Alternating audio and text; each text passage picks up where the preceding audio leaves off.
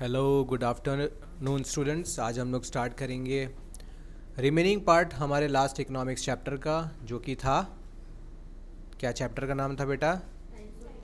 Types of economies. ये हमारा lecture 2 होने वाला है। जो बच्चे लेक्चर 1 नहीं देखे हैं वो देख सकते हैं, और लेक्चर 1 का लेक्चर 2 से कोई लेना देना नहीं है। वो लेक्चर था totally on the basis of stage of development, और आज हम लोग करेंगे on the basis of nature. तो मैंने लास्ट क्लास में डिस्कस किया था, टर्म हमने डिस्कस किया था कि क्या क्या है, तो फिर से कर लेते हैं। On the basis of nature मैं फिर से लिख देता हूँ कि इकोनॉमिक्स का division on the basis of nature of the economy है ना। तो इसमें बेटा हमने सीखा था कि 3 तरीके का होता है ये। पहला क्या था बेटा? कैपिटलिज्म। कैपिटलिज्म, इसको अपने कैपिटलिस्ट इकोनॉमी भी कहते हैं, और capitalist economy. The second one was socialist और socialism,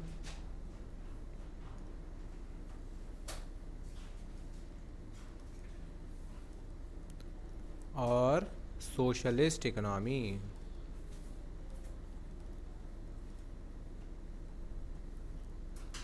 and the third one is mixed economy, जिसमें कैपिटलिज्म और सोशलिज्म दोनों का ही फीचर है। Now we will discuss each one individually. So first will be our capitalism. Right down.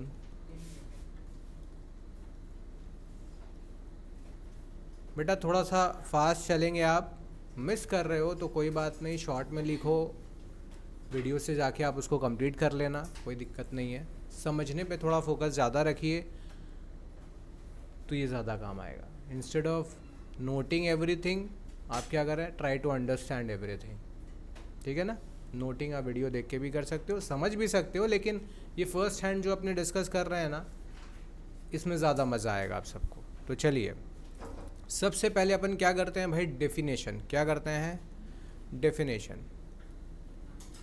बेटा ISC CBSE के बच्चों के लिए ये बहुत बहुत इंपॉर्टेंट है। डेफिनेशन भी इंपॉर्टेंट है, फीचर्स भी थ्योरेटिकली इंपॉर्टेंट है, क्योंकि लॉन्ग क्वेश्चन आएगा। But for students of WB board, that is West Bengal board, आपको सिर्फ MCQ करना है। तो कॉन्सेप्ट समझना है, फीचर्स को ध्यान रखना है, लर्न करने की ज़रूरत नहीं है। बट अगर आप कर लेते हो तो वो कोई बुरी बात नहीं है, बहुत अच्छी बात है। If you can learn the topic. तो लिखिए, it is an economy in which productive resources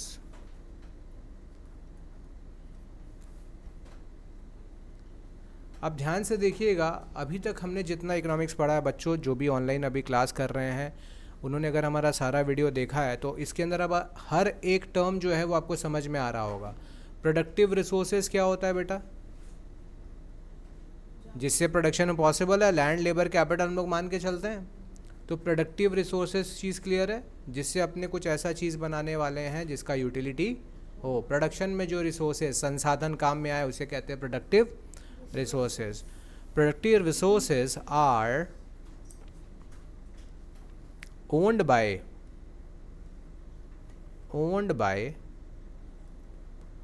private individuals.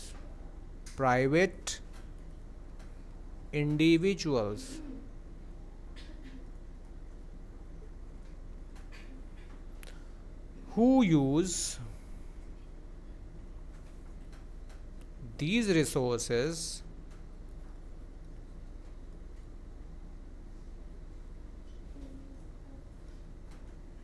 to earn profits, and in which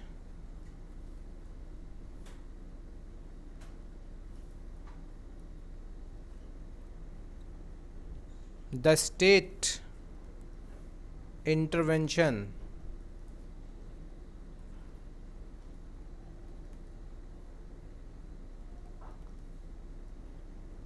is minimum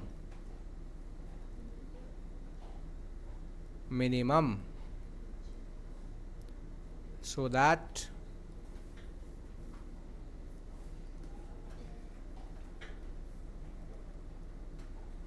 economic activities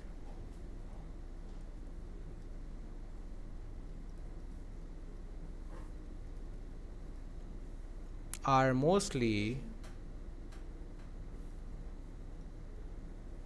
unplanned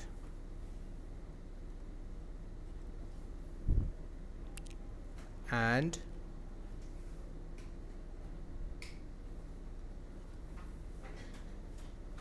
uncoordinated.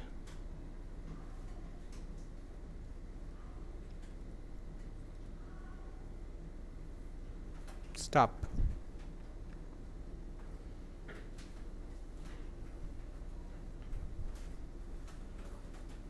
यहाँ तक क्लियर है?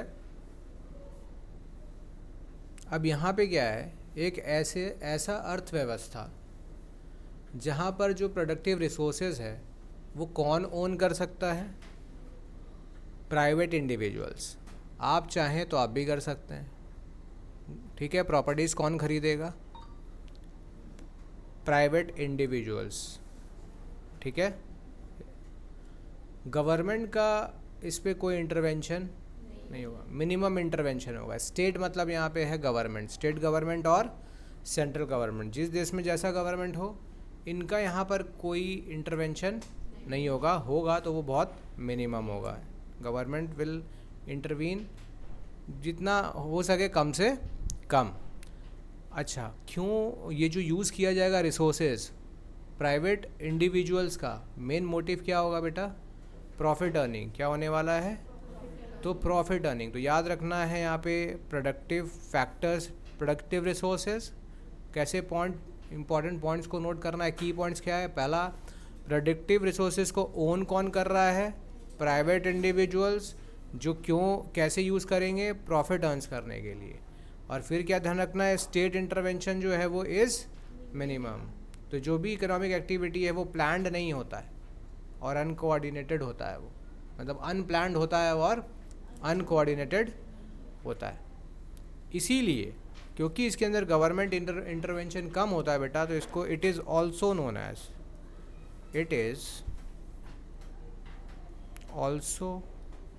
As free enterprise economy. क्या बेटा? Free enterprise economy और market economy.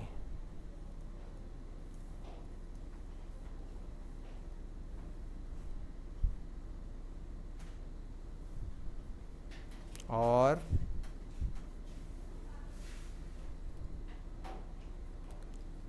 Lazy faire economy,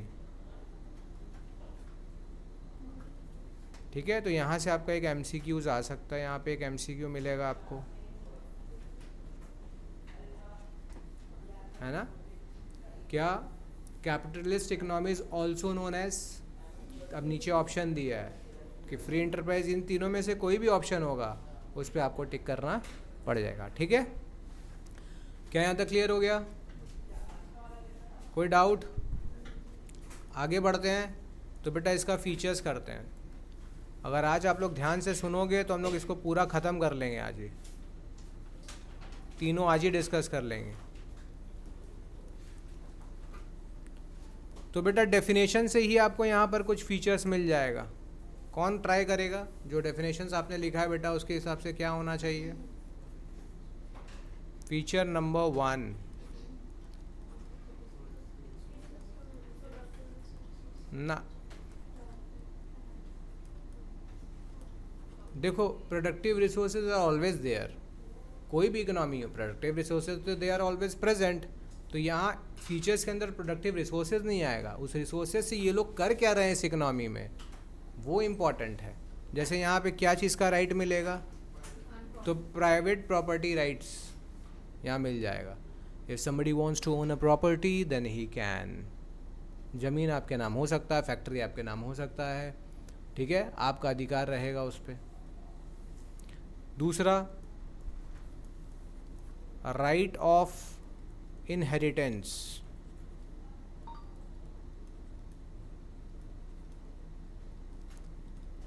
inheritance word का मतलब क्या होता है बेटा? आपके पापा का प्रॉपर्टी आपको मिल जाएगा, फादर का प्रॉपर्टी आने वाला जनरेशन, उसका फैमिली इनहेरिट कर सकता है, क्योंकि उसका प्राइवेट प्रॉपर्टी है तो आने वाला जनरेशन को मिलेगा। Next is freedom of enterprise.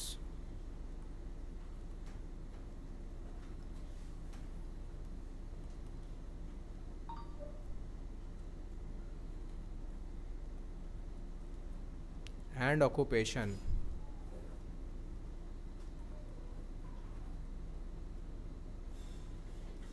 यहाँ पे किसी भी इंडिविजुअल आदमी को कोई भी बिजनेस करने का राइट, वो कुछ भी खोलना चाहे बिजनेस कर सकता है, खोल सकता है।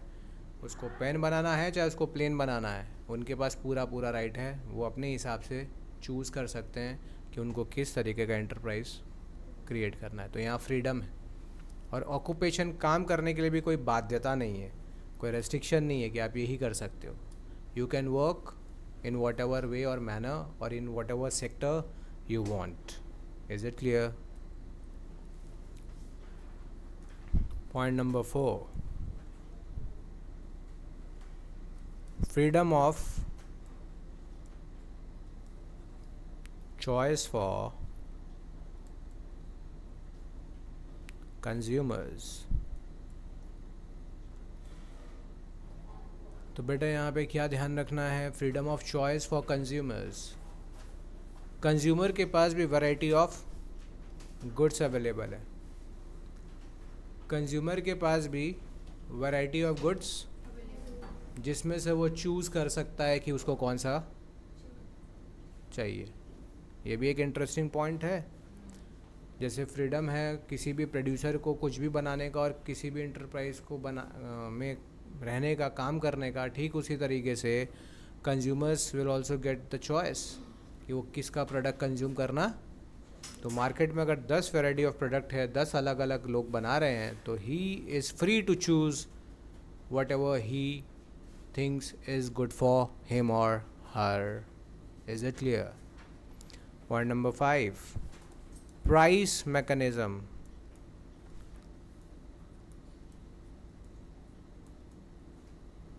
Price mechanism, it is an essential features of capitalism. It is one of the essential feature of capitalism. It means what?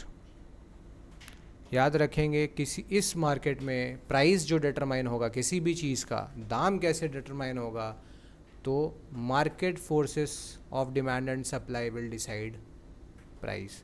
तो लिखिए, price is determined by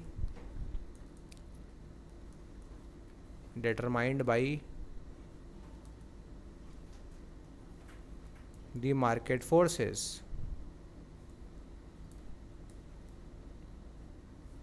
bracket में लिख लीजिए, नहीं ये साथ ही में लिख लीजिए, forces of demand and supply.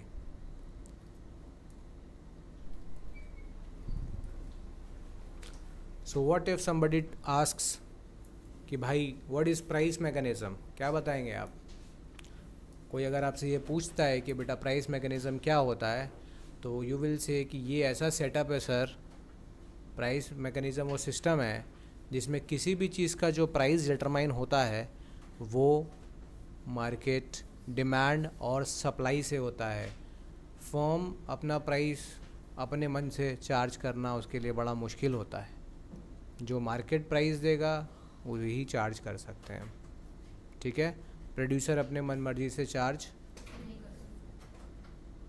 ठीक। यहाँ तक चीज़ क्लियर है?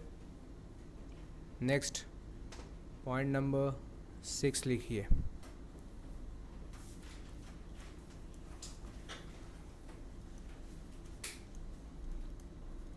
बताइए इसमें कंपटीशन होना चाहिए कि नहीं होना चाहिए,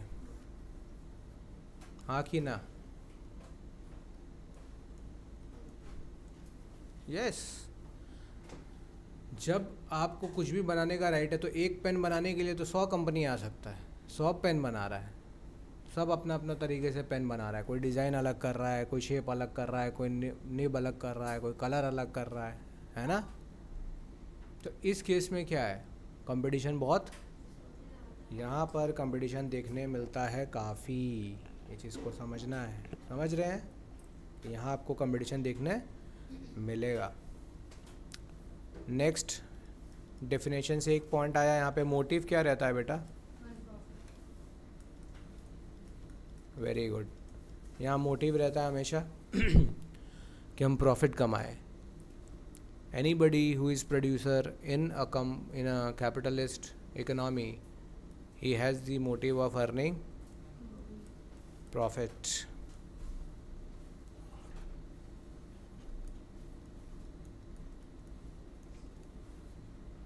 क्या ज़रूरी है यहाँ पर? Self interest. जो प्रोड्यूसर है वो अपना इंटरेस्ट पहले देखेगा ना,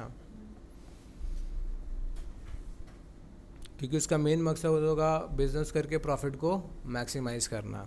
तो इसमें ये बड़ा दिक्कत हो जाता है कभी कभी कि जिस सोसाइटी में सोशली रिक्वायर्ड गुड्स है, सोशली नीडेड गुड्स है, जो समाज को ज़रूरत है, उसमें अगर प्रॉफिट ज़्यादा नहीं है तो ये लोग उसको बनाएंगे क्या? नहीं बनाएंगे। तो ये एक दिक्कत आ जाता है कि सोशली डिज़ायरेबल गुड्स का प्रोडक्शन शायद यहाँ पर ना हो या कम हो। ठीक।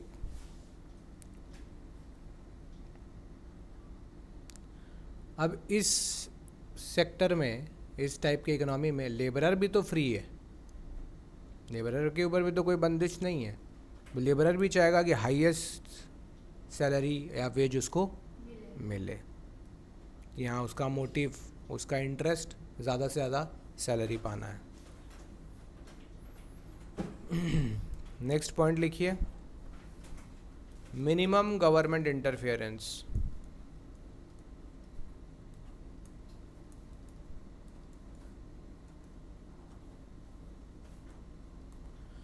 What is this minimum government interference? बेटा इसका सिंपल सा मतलब क्या?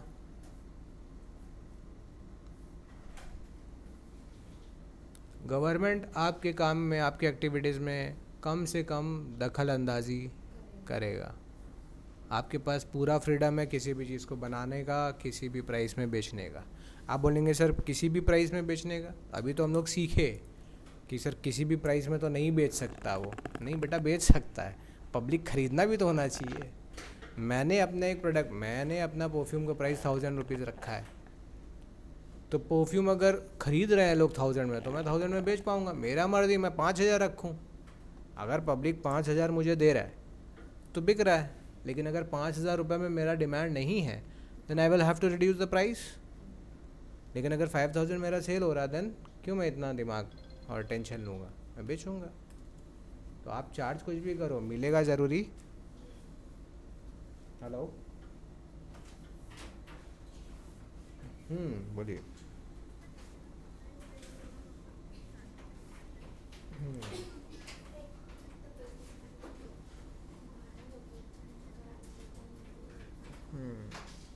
ঠিক আছে, श्योर, ओके।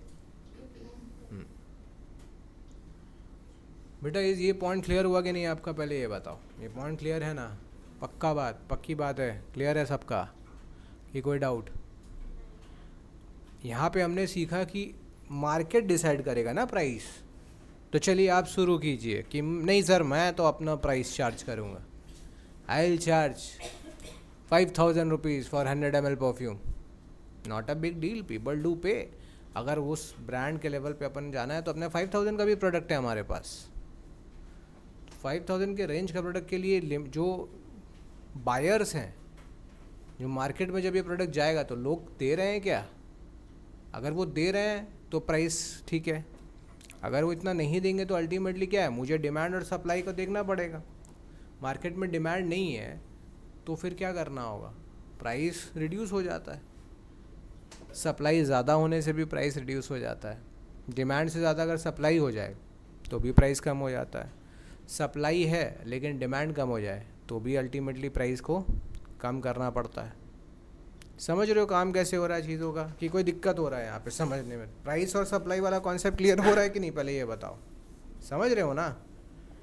तो घबराना नहीं है, इकोनॉमिक्स में धीरे धीरे करके मज़ा आएगा।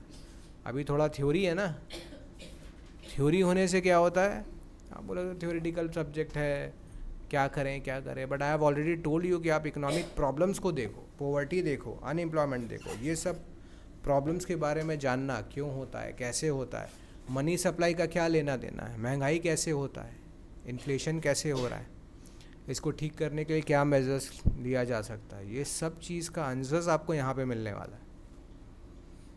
समझ में आ रहा है? लोग गरीब क्यों हैं बेटा? इकोनॉमिक्स के हिसाब से गरीबी का आंसर कर्मा नहीं है। मज़ेदार चीज़ बता रहा हूँ, इकोनॉमिक्स आपको ये चीज़ देगा, आपका बत्ती जला देगा कि भाई सर गरीब क्यों होता है, हमारे देश में गरीबी इतना क्यों है। तो इसके ऊपर आप बोलेगा सर कर्मा ऐसा था, पिछला जन्मों का है, ऐसा है वैसा है। नहीं, इकोनॉमिक्स में सिंपल सा एक कॉन्सेप्ट आएगा, इनइक्वल डिस्ट्रीब्यूशन ऑफ वेल्थ। बात समझ में आ रहा है? Inequal distribution of wealth he inequality लेकर आता है। जब ज़्यादा पैसा कुछ लोगों के हाथ में जमा होने लगे, accumulation of wealth in the hands of few will lead to poverty, है ना? Standard of living of the majority of the people of the country will not improve, क्योंकि पैसा उनके पास पहुंच ही नहीं रहा है ना? तो ये सारी बातें हैं, तो वो पैसा आप तक कैसे पहुंचेगा, ये बहुत ज़रूरी है सीखना समझना। तो इसमें बेटा कहीं ना कहीं प्रैक्टिकल भी है और कहीं कुछ बातें फ़िलोसॉफिकल भी है, आपको सब चीज़ को यूज़ करना पड़ेगा। इसीलिए कह रहा हूँ कि जितना ज़्यादा नॉलेज, उतना ज़्यादा अवेयरनेस, उतना ज़्यादा इग्नोरेंस से आप हो जाएंगे दूर और रियलिटी की हो जाएंगे पास, और फिर आप सही एक्शंस लेंगे अपने रियलिस्टिक प्रॉब्लम्स को सॉल्व करने के लिए। रियलिस्टिक सॉल्यूशंस ही होना चाहिए, आपका कल्पना आपके प्रॉब्लम्स को सॉल्व नहीं करेगा। हमारा फेथ, हमारा आस्था हमारे प्रॉब्लम को सॉल्व नहीं करेगा। बात समझ में आ रहा है? You will have to think of real solution of the problems which exist in the country and in your own life also. तो इंटरेस्ट बनाना ज़रूरी है। मैं कोशिश करूँगा कि जितना ज़्यादा इंटरेस्टिंग हो सके उतना ज़्यादा इंटरेस्टिंग वे में आपको समझाऊँ। तो अभी हमने जो कैपिटलिस्ट इकोनॉमी के बारे में पढ़ा, क्या वो पॉइंट क्लियर हो गया आप सबका? पक्की बात। अब आए नेक्स्ट वाले टाइप में, विच वॉज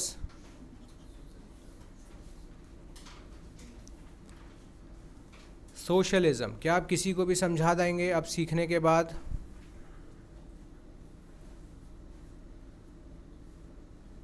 अभी मैं इसमें होमवर्क दूंगा आपको। क्या होमवर्क दूंगा? चलो कैपिटलिज्म के अंदर होमवर्क ले लो। क्या होमवर्क रहेगा बेटा?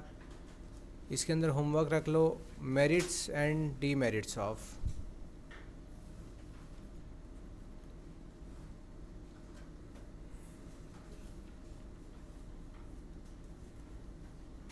Capitalism.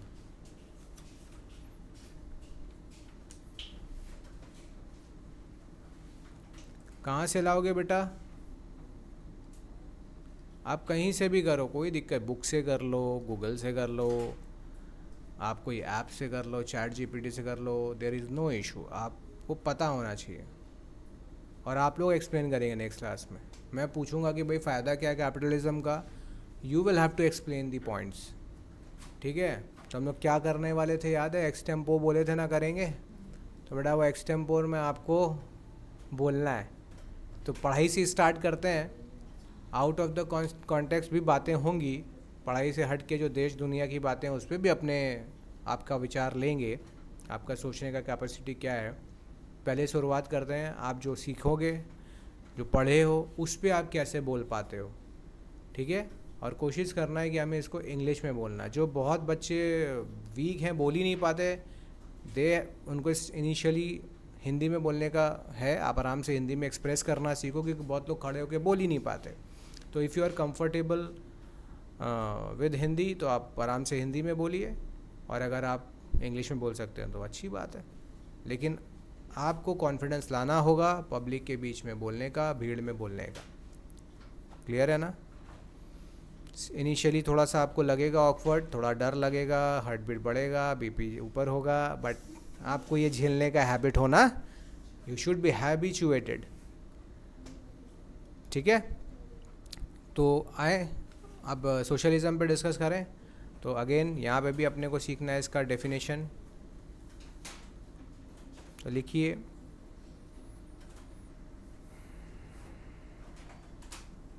It is a system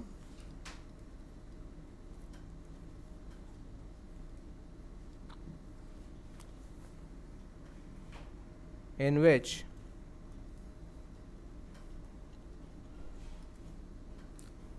the means of production, the means of production समझ रहे हो ना, वही फैक्टर्स, रिसोर्सेज का ही बात हो रहा है, are owned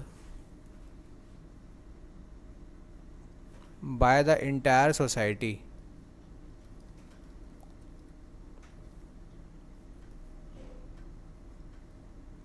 and operated by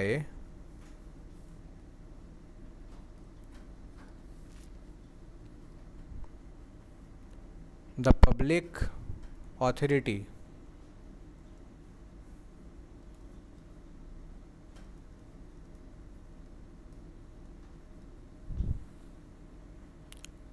according to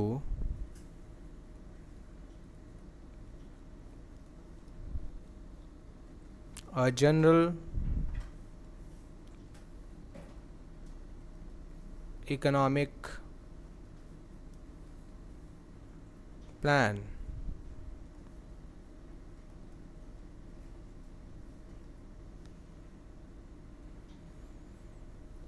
for the benefit of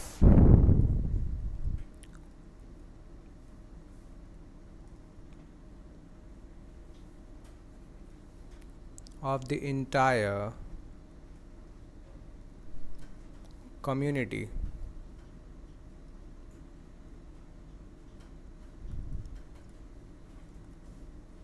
तो यहाँ पे भी कुछ इम्पोर्टेंट चीज़ों को मार्क कर लें।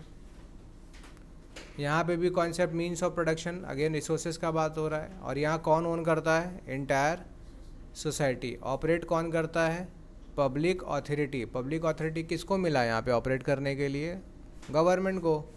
पब्लिक अथॉरिटी यहाँ क्या सिग्निफाई कर रहा है, गवर्नमेंट। कैसे करेंगे, according to general economic plan, एक प्लान बनेगा कि सबके लिए कैसे हम इसको यूज़ करना है मुझे, तो गवर्नमेंट डिसाइड करेगा, बजट्स बनाएगा, उसमें डिसाइड करेगा किस चीज़ में क्या खर्च होगा, देश में क्या बनेगा, किसको कैसे मिलना चाहिए, और इसके पीछे इंटेंशन क्या होगा, benefit of the entire community. ठीक है, अब इसके फीचर्स पे चर्चा करेंगे।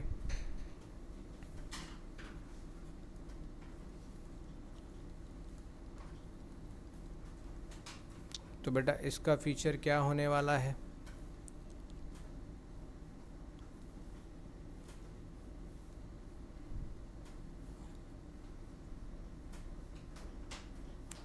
Socialist ownership.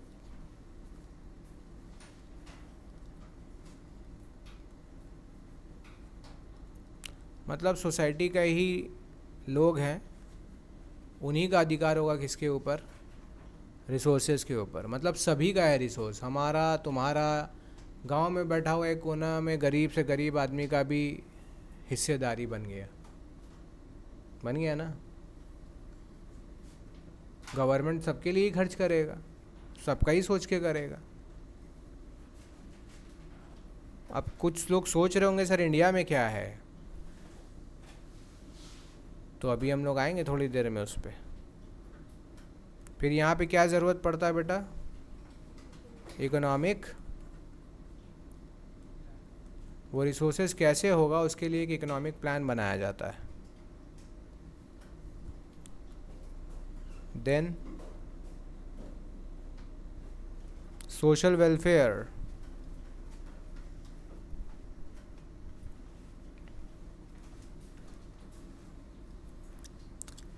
As the motivating force. अब यहाँ पे ध्यान रखिएगा, सोशल वेलफेयर मोटिवेटिंग फोर्स है। कैपिटलिज्म में क्या था?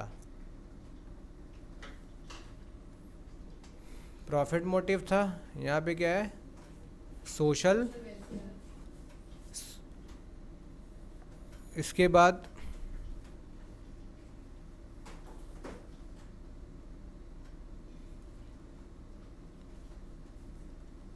Economic equalities.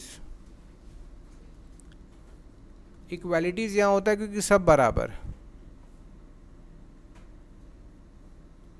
ठीक है। इनकम इक्वली बटेगा,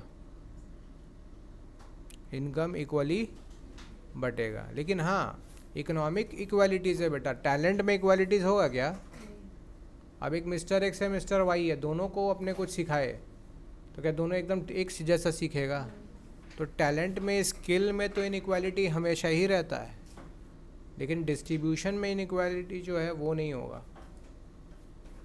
पैसा कुछ लोग के हाथ में बहुत जमा नहीं होगा। Classless society.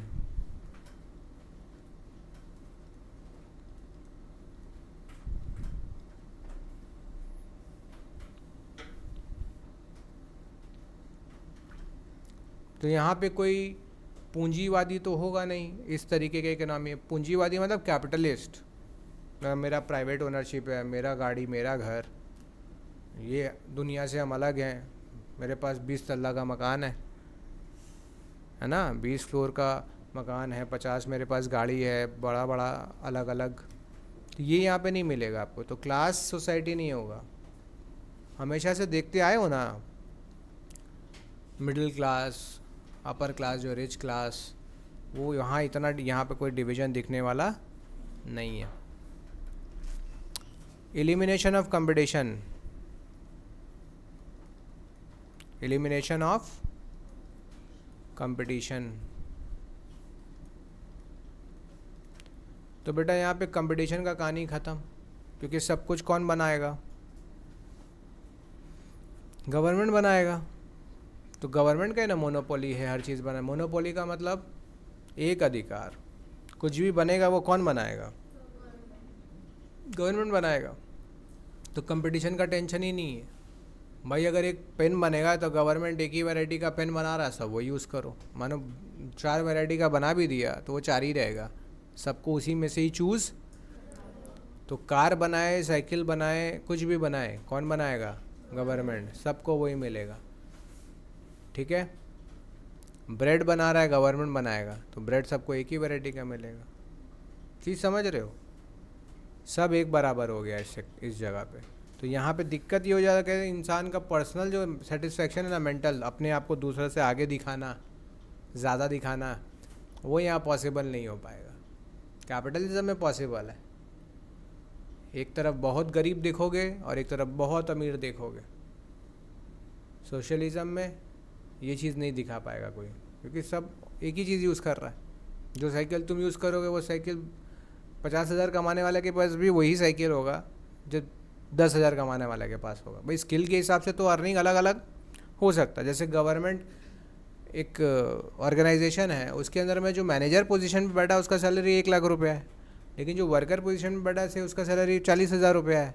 मज़ेदार चीज़ है कि दो गाड़ी अगर खरीदेगा या साइकिल खरीदेगा तो मैनेजर के घर में भी सेम ब्रांड का होगा और वर्कर के घर में भी। बात समझ में आ रहा है? मान लीजिए कि 1 लाख कमाने वाला गाड़ी खरीद लिया, तो गाड़ी, एक पर्टिकुलर गाड़ी जो गवर्नमेंट बनाया उसके पास है, लेकिन 20 साल बाद कमाने के बाद जब वो वर्कर खरीदेगा तो वो भी वही गाड़ी खरीदेगा।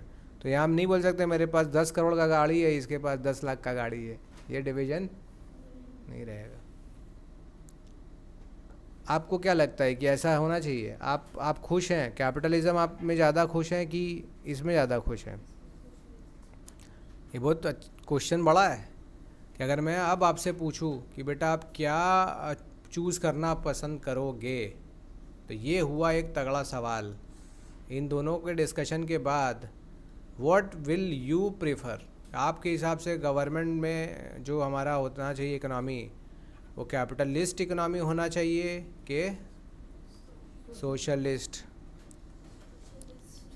तो भाई इसका भी कुछ मेरिट और डीमेरिट है, वो भी आपका होमवर्क रहेगा इसका, मेरिट्स एंड, क्योंकि मेरिट एंड डीमेरिट पढ़ के बेटा आप डिसाइड कर पाओगे कि क्या सही है।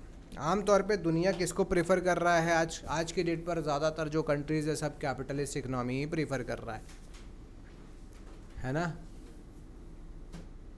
लेकिन अगर सोशलिस्ट इकोनॉमी को सही तरीके से चलाया जाए, सेल्फिशनेस को छोड़कर चलाया जाए, बात समझ रहे हो?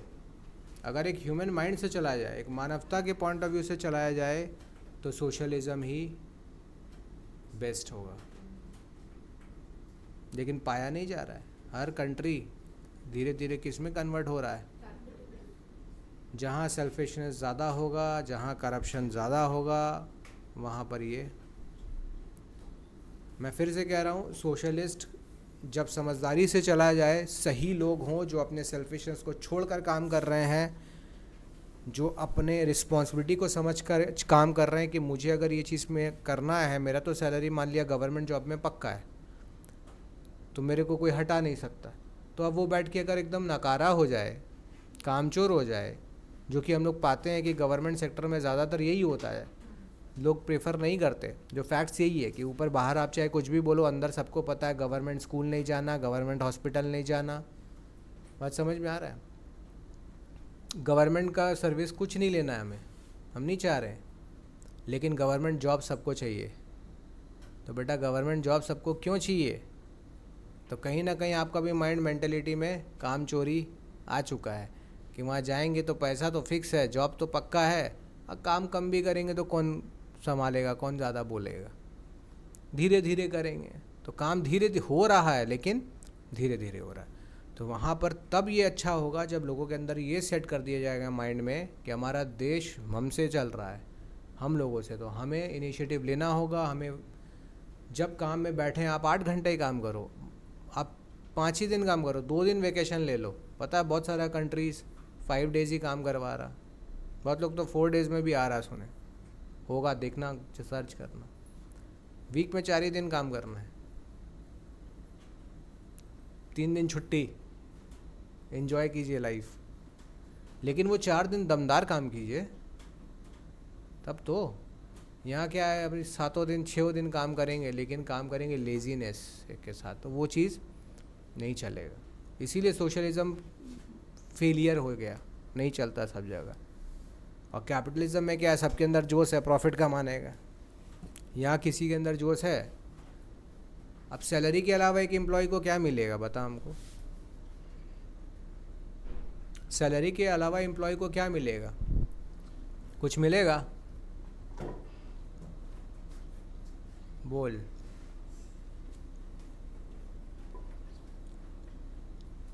बात समझ रहे हो मेरा?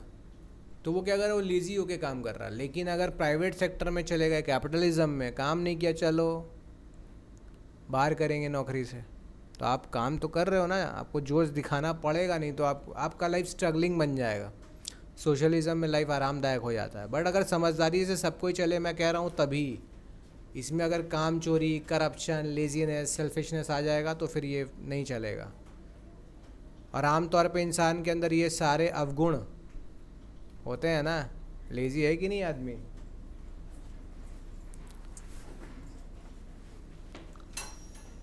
क्लियर है यहाँ तक बेटा? क्लियर है? अब अपने को करना है बेटा क्या, तीसरा जो क्या है, मिक्स्ड। क्या है?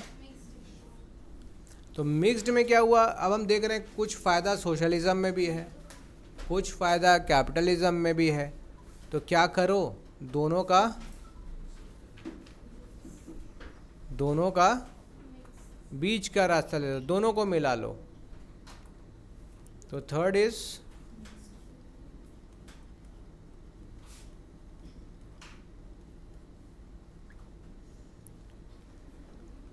Is mixed economy. तो मिक्स्ड इकोनॉमी क्या है? Economy which combines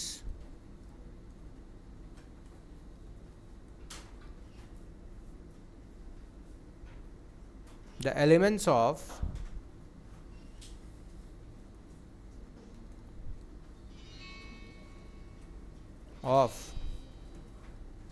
both the capitalist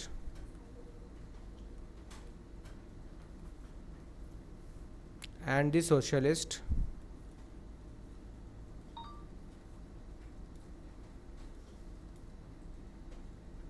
economies. क्या समझ रहे हैं? यहाँ पर कैपिटलिस्ट और सोशलिस्ट इकोनॉमीज दोनों का ही एलिमेंट पाया, मतलब यहाँ पर प्राइवेट सेक्टर भी है अलाउड और गवर्नमेंट सेक्टर भी है अलाउड। तो यहाँ पे एग्जांपल हमारा क्या है बेटा? इंडिया क्या है?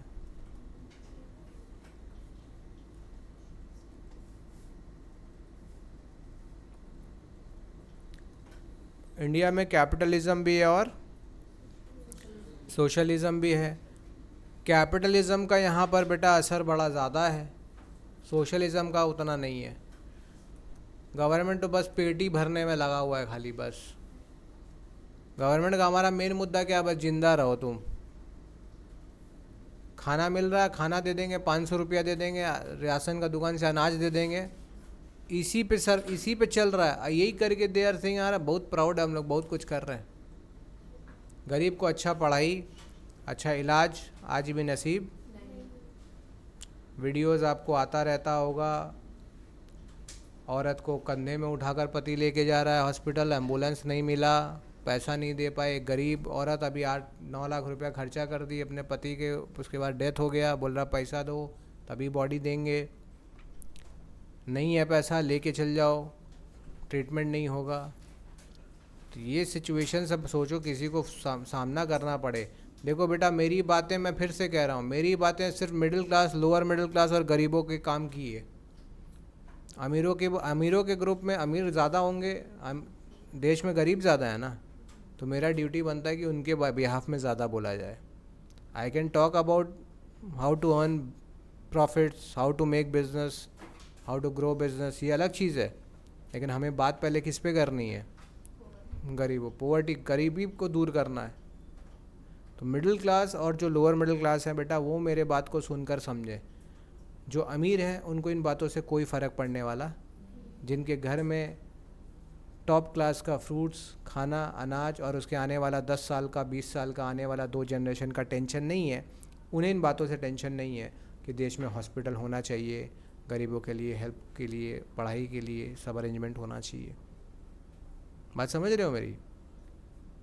तो जो बेटा मिडिल क्लास पुअर हैं, थोड़ा गरीब हैं, जिनके पास फाइनेंशियल क्रंच चल रहा है, स्ट्रगल कर रहे हैं, जो उनके सुनने समझने की बात करता हूँ मैं। ठीक है, ये ध्यान दोगे तो आपके काम आएगा काफ़ी। तो इसका फीचर्स डिस्कस कर लें हम लोग।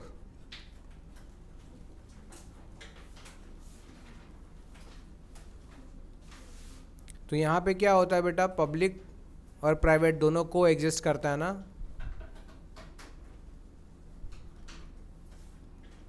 को existence of public and private sectors. अब पब्लिक सेक्टर देखिए, इंडियन रेलवेज गवर्नमेंट कंट्रोल कर रहा है। प्राइवेट सेक्टर में तो सभी आ रहे हैं, रिलायंस, टाटा, है ना, इन्फोसिस, ये सब प्राइवेट कंपनीज है, प्राइवेट सेक्टर के अंदर आते हैं।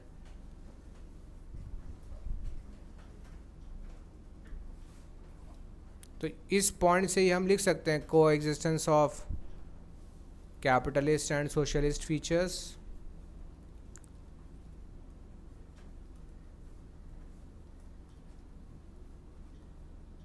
दोनों का फीचर यहाँ मिलेगा। अच्छा, यहाँ पे इकोनॉमिक प्लानिंग होगा कि नहीं होगा? होगा।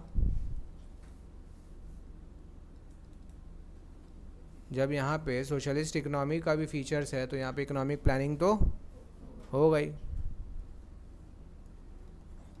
यहाँ पर रेगुलेशन भी होगा।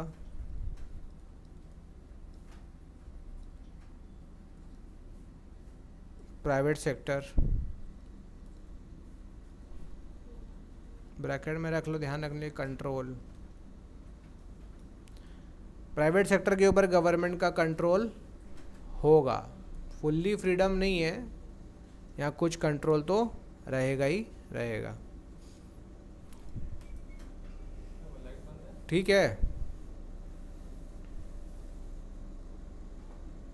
क्लियर है यहाँ पे। अब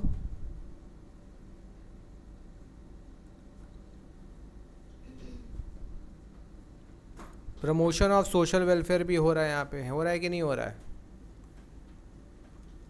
हो तो सब रहा है, लेकिन बहुत धीरे धीरे हो रहा है।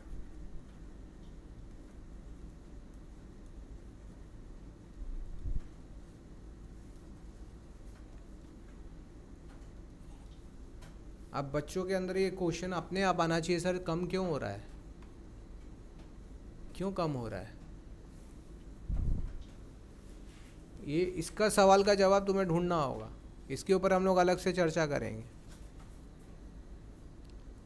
कैपिटलिस्ट है तो प्राइस मैकेनिज्म भी होगा,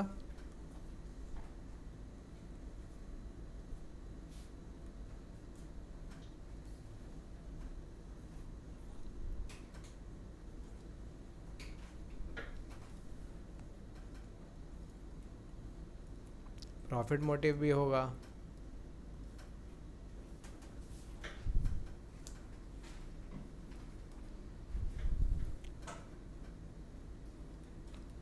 प्रिजर्वेशन ऑफ फ्रीडम,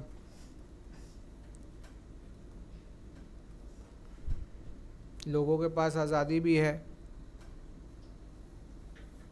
पब्लिक जैसा चाहे सेव कर सकता है, इन्वेस्ट कर सकता है, जैसा कम्युनिटी चाहे परचेस कर सकता है, कैपिटलिस्ट इकोनॉमी जो चाहे बना सकता है, बेच सकता है, प्रॉफिट कमा सकता है।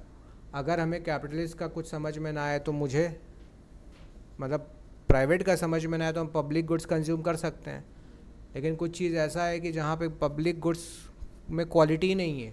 जैसे आज के डेट पर बात करूँ तो हेल्थ और एजुकेशन बहुत पीछे चल रहा है। हम लोग अभी देख रहे थे कुछ स्कूल के अंदर इशू हो रहा है, बच्चा लोग को रेस्टिकेट कर दिया, फीस हाइक हुआ, पेरेंट्स फीस नहीं भरा, स्टूडेंट लोग का नाम काट दिया। बहुत रिनाउंड स्कूल है।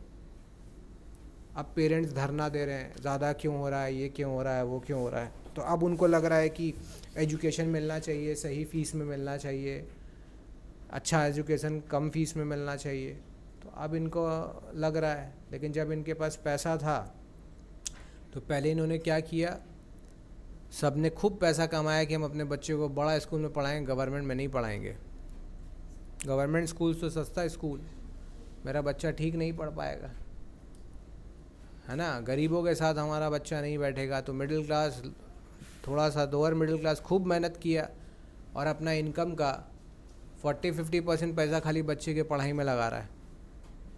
और अब वहाँ जब थोड़ा सा भी बढ़ गया और इनकम इंक्रीमेंट नहीं हो रहा है, इन्फ्लेशन, महंगाई बढ़ रहा है, फीस बढ़ गया, तो अब इनको प्रॉब्लम हो रहा है। तो भाई आपको ध्यान लगाना चाहिए था कि आप गवर्नमेंट पे फोकस करते, भैया आप स्कूल अच्छा बनाइए, आप क्वालिटी एजुकेशन दीजिए। हम क्यों जाएंगे 5,000 रुपया मंथली फ़ीस देने के लिए स्कूल के अंदर? आप मेरे को बनाइए, हम लोग 500 रुपया 1,000 रुपया दे देंगे। और गवर्नमेंट को ये चीज़ खर्च बियर करना पड़ेगा। और क्या चीज़ में खर्च करेगा गवर्नमेंट?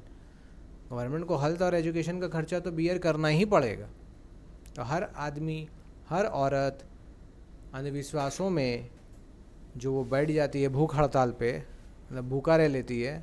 तो मैं बार बार ये कहता हूँ सारे अपने middle class, lower middle class माताओं को, बहनों को, कि आप लोगों को अगर भूखा ही रहना है तो 5-10 दिन भूखा रहिए। सारे देश की औरतें, अंधविश्वास के लिए नहीं, डिमांड कीजिए गवर्नमेंट से कि हमें हमारे बच्चों को अच्छा स्कूल, अच्छा हेल्थ फैसिलिटी चाहिए। बात समझ में आया? ये 2 चीज़ मिनिमम आप डिमांड कीजिए। रोटी तो देखिए सभी कमा के खा रहा है, और सबसे ज़्यादा पैसा इन्हीं चीज़ों में खर्च होगा, आज नहीं तो कल। कल मतलब आज जवान है, बीमार नहीं पड़ेंगे, कल हॉस्पिटल जाएंगे, थोड़ा एज होगा तो जाएंगे, आपका आधा से ज़्यादा प्रॉपर्टी वहीं उड़ जाएगा। वहाँ का फ़ीस, प्राइवेट हॉस्पिटल्स का आपको फ़ीस भरने में। ये फैक्ट्स बता रहा हूँ, अभी शायद रियलाइज़ नहीं करेंगे आप लोग, बहुत छोटे हैं इस चीज़ के लिए, लेकिन बहुत सारे बच्चों ने ये चीज़ फेस किया है जिनके फैमिली में ऐसा हुआ है। तो वो बिल्कुल रिलेट कर पा रहे होंगे, हाँ सर ऐसा तो हम कभी सोचा ही नहीं था। ठीक, तो कर्मा बोलते हैं ना, Karma, this is Karma.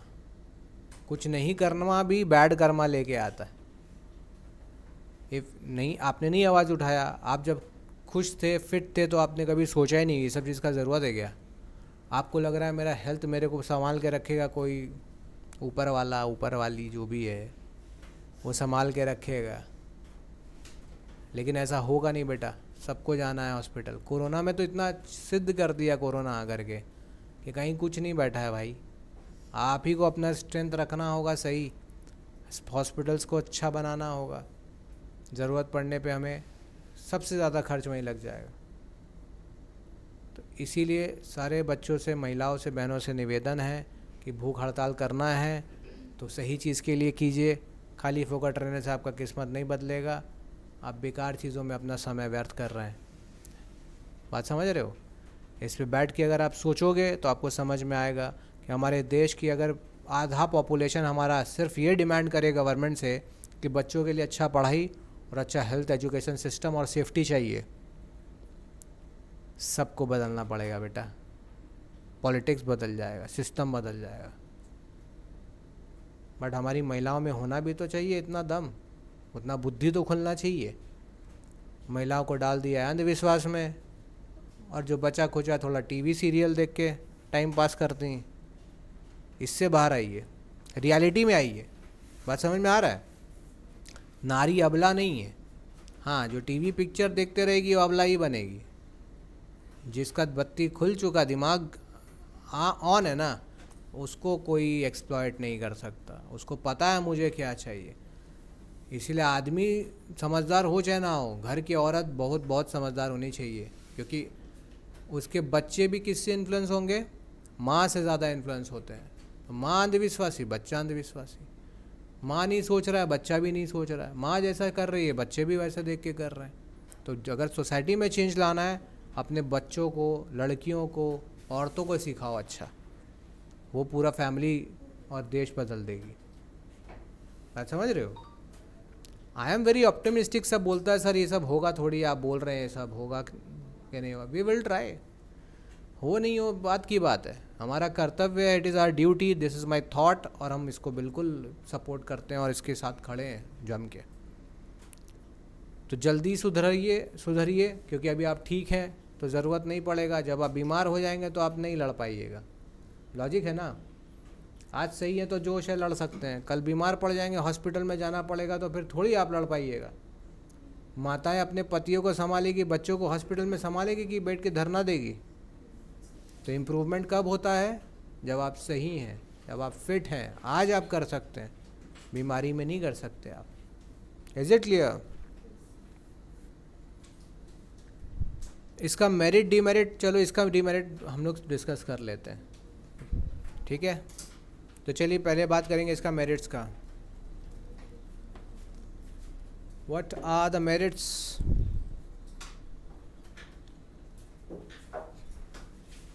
First is proper allocation of resources.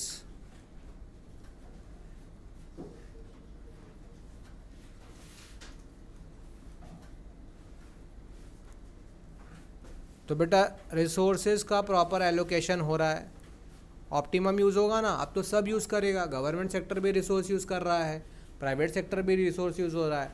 तो जो हमारा रिसोर्सेज है वो आइडल नहीं पड़ा रहेगा, मतलब खाली नहीं पड़ा रहेगा, ऑप्टिमम यूज़ होगा, जिससे लोगों का या देश के अंदर में जो इम्प्रूवमेंट है, लोगों का वांट सेटिस्फैक्शन ज़्यादा से ज़्यादा होगा।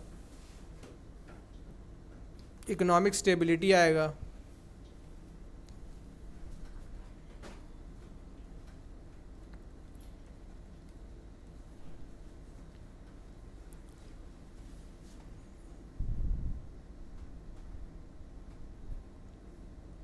कैसे आएगा भाई? इकोनॉमिक प्लानिंग हो रहा है, तो इकोनॉमिक प्लानिंग में ओवर प्रोडक्शन और अंडर प्रोडक्शन को प्लान करके कंट्रोल किया।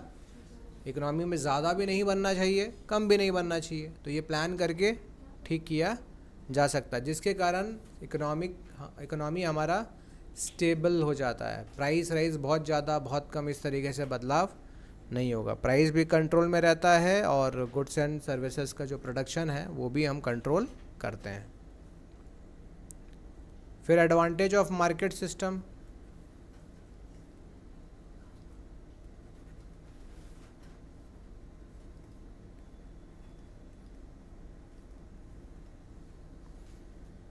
तो market advantage of market system का क्या मतलब हुआ? भाई देखो, कैपिटलिज्म का फ़ायदा ये था ना कि लोग जोश में काम करते हैं, ज़्यादा काम करते हैं, प्रॉफिट मोटिव होता है, कंपटीशन ज़्यादा होता है, ज़्यादा प्रोडक्शन किया जा सकता है। वहाँ इसका बेनिफिट अपने को यहाँ से मिल जाएगा। Rapid economic growth, rapid economic growth होता है।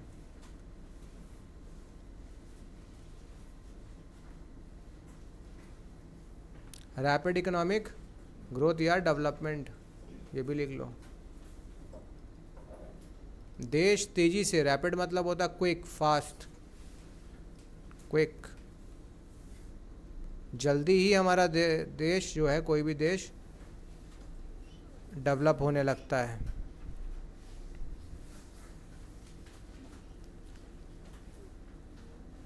चेक ऑन कंसंट्रेशन ऑफ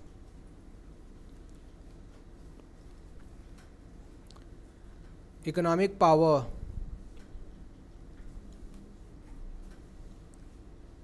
तो देखो यहाँ पे प्राइवेट सेक्टर मोनोपोली नहीं कर सकता, क्योंकि यहाँ पे जो चीज़ के ऊपर प्राइवेट सेक्टर मोनोपोली बना रहा है, हो सकता है गवर्नमेंट उसी को प्रोडक्शन करना चालू कर दे।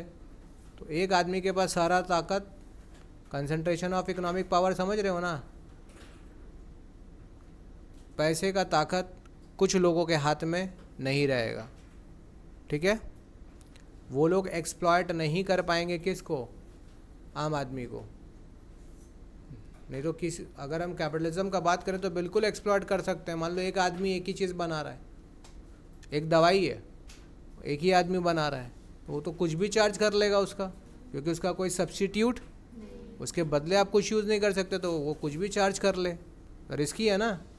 लेकिन गवर्नमेंट सेक्टर में क्या होगा? ठीक है, तुम बना रहे हो 500 रुपये का, गवर्नमेंट पब्लिक सेक्टर बना के बोलेगा ठीक है हम 50 रुपये का बना रहे हैं, तो उसका क्या मोनोपोली हो पाया? नहीं हो पाया। इसके बाद इकोनॉमिक एंड पॉलिटिकल फ्रीडम।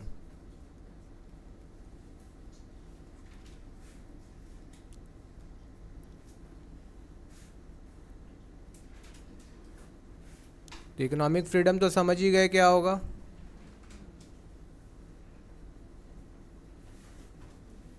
लोगों के पास आज़ादी है, वो कोई प्रोडक्ट कंज्यूम करना चाहे करे, कोई काम करना चाहे करे, ठीक है ना?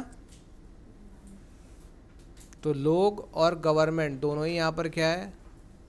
उनके पास फ्रीडम है। अब इसका डिसएडवांटेज करेंगे, नुकसान क्या है?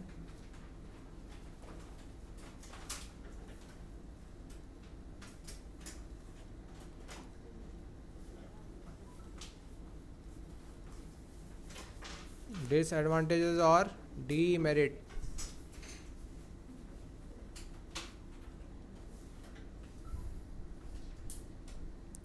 पहला लिखो कॉन्फ्लिक्ट। कॉन्फ्लिक्ट का मतलब होता है झमेला, विवाद। यहाँ पे पब्लिक और प्राइवेट के बीच में झमेला हो सकता है, हमेशा उनके बीच में डिस्प्यूट चलता रहता है। अब ऐसा अगर हुआ तो मिक्स्ड इकोनॉमी हो सकता है ठीक से ना चले। शॉर्ट लिव्ड नेचर,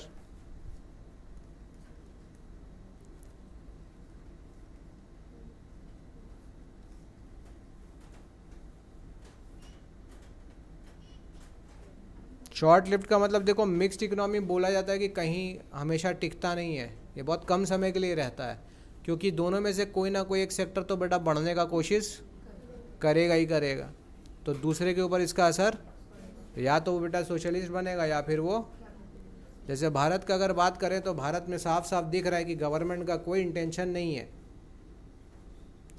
एक सोशलिस्ट इकोनॉमी बनाने का। गवर्नमेंट खुद ही अपना प्रॉपर्टी प्राइवेट को बेच रहा है। अब बेचने वाला प्रॉपर्टी का, हम लोग बेचना तो बोलता नहीं है, गवर्नमेंट अच्छा वर्ड यूज़ करता है पब्लिक को कंफ्यूज करने के लिए, डिस इन्वेस्टमेंट कर रहे हैं। What they do is this investment. अब जैसे अगर कोई बोले कि देखो रेलवेज़ का डिस इन्वेस्टमेंट करेंगे, तो बोला ट्रेन भी कोई चलाएगा आदमी, आप भी खरीद सकते हैं ट्रेन का बोगी होगी, आप इंडियन पटरी पे तुम भी ट्रेन चला सकते हो, तुम्हारा अपना मालगाड़ी होगा, मतलब प्राइवेट सेक्टर का मालगाड़ी मेरा मेरा मालगाड़ी ट्रांसफ़र करेगा सामान, जैसे ट्रक, मालगाड़ी मेरा है, हम खरीद लिए ट्रेन, अब मेरा ट्रेन से सामान आएगा जाएगा, पब्लिक आएगा जाएगा, तो ये भी होता है। तो हम अपने कंट्री के पर्सपेक्टिव में बताएं तो सोशलिज्म की तरफ तो बेटा हम लोग बिल्कुल भी मूव, यहाँ तो कैपिटलिज्म को ही जम जम के बढ़ावा दिया जा रहा है। Big business people shake hands with politicians और खेल पूरा मस्त चल रहा है। सारा प्रॉपर्टी कुछ लोगों के हाथों में है, देश कुछ लिमिटेड लोग ही चला रहे हैं। अभी आप अगर चेक करोगे तो भारत में ज़्यादातर प्रॉपर्टी भारत का किन लोगों के हाथ में गिने चुने, उसको ज़रा चेक करिएगा आप। तो ये पूरा खेल है। और पब्लिक आम आदमी क्या कर रहा है बेटा? आम आदमी को इन सब चीज़ों से कोई फ़र्क पड़ रहा है? आम आदमी खुश है, उसका पेट भर गया, बस क्रिकेट देख लिया, हा, आंटी लोग को सीरियल मिल जाए, केबल कनेक्शन मिल जाए। अब लड़का और बच्चा लोगों को बेटा एंटरटेनमेंट, फ़ोन, इंस्टाग्राम मिल जाए, क्रिकेट फुटबॉल का गेम होता रहे बीच बीच में। पब्लिक एकदम मस्त अलग ही नशा में चल रहा है, उसको फ्यूचर से कोई मतलब ही नहीं है। आएगा बत्ती सबका जलेगा, बस कुछ लोग ठोकर खा के सीखेंगे। अभी तो नहीं समझ में आ रहा है क्योंकि ज़रूरत नहीं पड़ रहा है। हर आदमी उस स्टेज में जा रहा है, वो धक्का खा रहा है, चुप होकर बैठ जा रहा है कमज़ोर आदमी। ये नहीं कि अभी से रियलाइज़ करो कि आगे क्या होने वाला है और उसके लिए अभी से काम करो। बात ख़राब लग सकती है बेटा, लेकिन धक्का ठोकर लगने से पहले समझो तो अच्छा, पहले समझने की कोशिश करो और इम्प्रूव करो उसको। इनएफिशिएंट ऑपरेशन,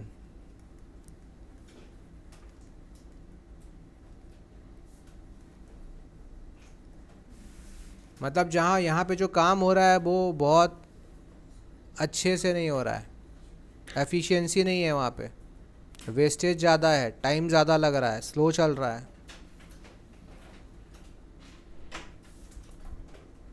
बात समझ रहे हो? अब देखो कैसे, मान लीजिए कि कोई प्राइवेट सेक्टर है, प्राइवेट सेक्टर के ऊपर गवर्नमेंट कंट्रोल किया, रेगुलेशन ज़्यादा लगाया, नियम ज़्यादा लगाया, तो प्राइवेट सेक्टर नहीं आगे बढ़ पा रहा है। On the other hand public sector अगर आगे चल रहा है तो पब्लिक सेक्टर में लोग वैसे नहीं है जो इनिशिएटिव ले रहे हैं, वो थके हारे लोग, लेज़ी पीपल, वो काम नहीं करना मांग रहे हैं, तो दोनों तरफ से फंस गए। बात समझ रहे हो? तो यहाँ पे इसीलिए कहते हैं इनएफिशिएंट। नेक्स्ट लिखो, पुअर परफॉर्मेंस,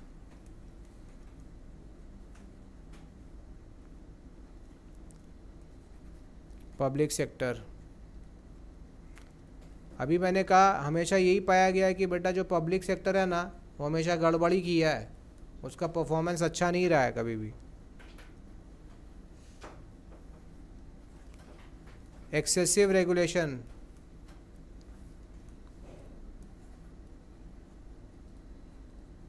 कभी कभी क्या होता है बहुत ज़्यादा रेगुलेशन लगा देता है तो प्राइवेट सेक्टर भी ठीक से काम नहीं कर पाता, इनकन्वीनियंस हो जाता है, इनएफिशिएंसी आ जाता है। ठीक, ज़्यादा कंट्रोल करने से ऐसा होता है।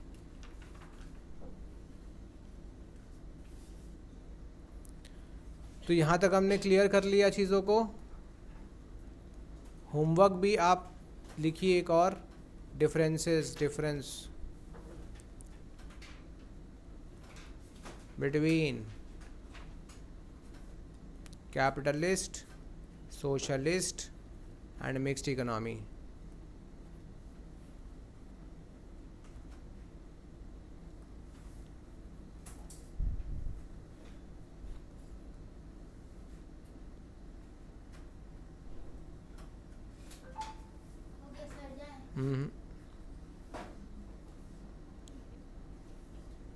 और भी अदर टाइप्स है, अदर टाइप्स को थोड़ा सा समझा देते हैं। ये सब ज़्यादा कुछ बड़ा नहीं है, छोटा छोटा सा टॉपिक है। तो अदर टाइप्स में देखो, पहला होता है simple and complex economy. Simple economy में क्या होता है कि एक इंडिविजुअल ना एक ही चीज़ का प्रोडक्शन में स्पेशलाइज करेगा, ठीक है।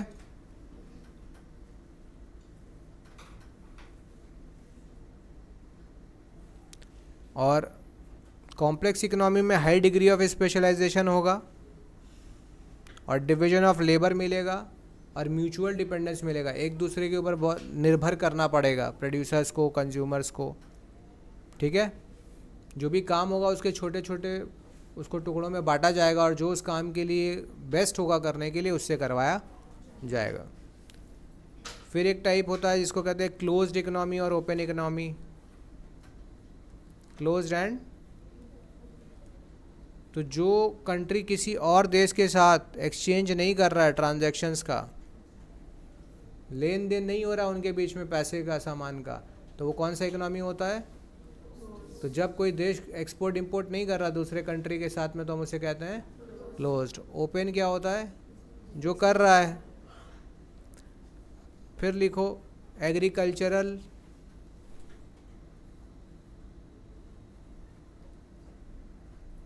And industrial economy.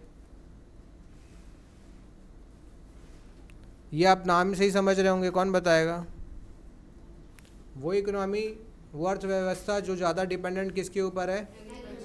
वो एग्रीकल्चरल इकोनॉमी। और जो industry, production of goods and services पे है वो। कैपिटलिस्ट का एग्जांपल कौन सा कंट्री का देंगे? यूएसए। ठीक है, तो और भी आप लोग 4-4 एग्जांपल ढूंढ के लाएंगे, होमवर्क कि आपको ढूंढ के लाना है। ठीक है, अच्छा इसके अंदर आपको याद रखना है कि बहुत सारा कंट्रीज़ क्या होता है आपस में ग्रुप बना लेता है और उस अपने बीच में वो लोग क्या करता है? ट्रेड करता रहता है। क्या करता रहता है? आमतौर पे ये चीज़ आउट ऑफ सिलेबस ही है, लेकिन आप ये समझ लो जैसे एशिया के अंदर कुछ कंट्रीज़ है वो अपना एक ग्रुप बना लिया। ठीक है, बहुत सारा ऐसा है। याद है अपने G20 बोल के सुना है कभी? G20 समिट हो रहा है तो 20 देश के लोग साथ में आते हैं, तो उनके बीच में एग्रीमेंट होता है कि हम लोग आपस में जो परचेज सेल करेंगे ना वो सस्ते में करेंगे, वहाँ पे कोई हम टैरिफ नहीं लगाएंगे, ज़्यादा बैरियर नहीं लगाएंगे, free flow of goods and services करेंगे। तो इस तरीके से टीम बन सकता है। बात समझ रहे हो?